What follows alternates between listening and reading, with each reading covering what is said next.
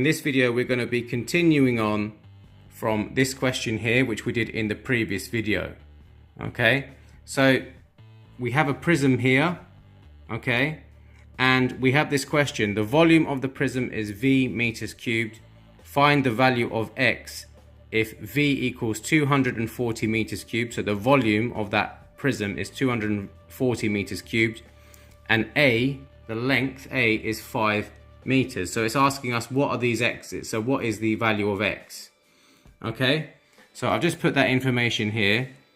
The volume is equal to 240 meters cubed, but we know that the volume of a prism is the area of the cross section times the length.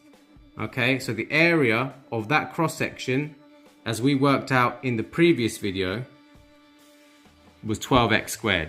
So that's 12x squared, that area there, and times that by A.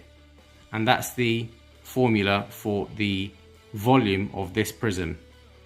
So what we do is we do 240 meters cubed and equate that, make that equal to the formula for the volume of this prism. So that equals that. Now we just have to rearrange. So 240, divide the 12 and the A over to the other side. So it's 240 divided by 12 times A, which is 5, by the way. We were given that information earlier. And that equals our X squared. Okay, so X squared equals 4.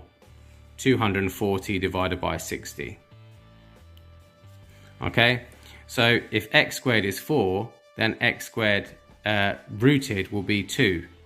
So X is 2 meters.